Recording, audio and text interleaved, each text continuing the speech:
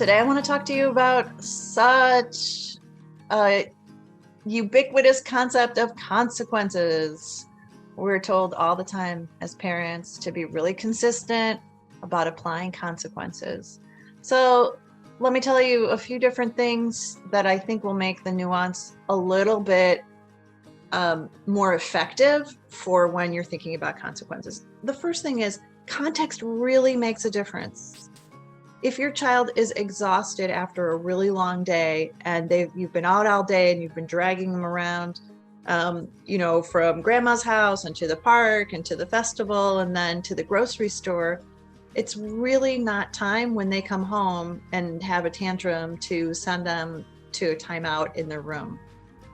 It's going to be much better to help them to regulate by helping them to get into the bath and get into bed, or giving them something warm to drink and reading them a story and just going through the evening routine and not focusing on the tantrum. And that's really different than if your kid is fresh and is throwing a tantrum because he just wants to get his way and you're trying to teach him that that's not going to work,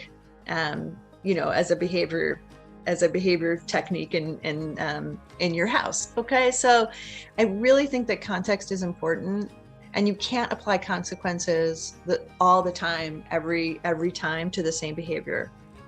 Another thing I want to say is you don't want to pile on more than one consequence. I've seen parents where if let's say the child isn't listening, and maybe you tell them to put on their shoes and instead they fling their shoes at you because they're so angry. And then I've heard parents say, hey, cut it out or I'm not taking you to the park. Okay, so that could be a consequence. But if the child then throws the other shoe, I've heard parents say, well, now I'm not going to the park and I'm also not going to let you go to the play date later on if you keep this up. That is what I mean by piling on consequences. You don't want to do more than one suggested consequence, because the child will typically have this kind of blowout meltdown, and it's because they feel like their entire afternoon, their entire future, and their entire life is going to be ruined. And so it's like they have nothing else to lose, so they're going to really blow out.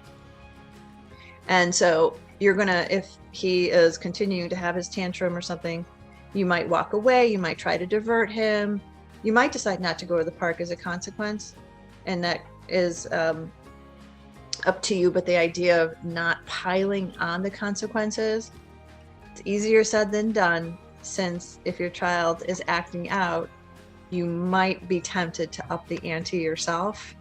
And that is something that, as you know, children are really able to escalate and go one up, and then all of a sudden you've taken on a war, an Armageddon, and you don't want to go there.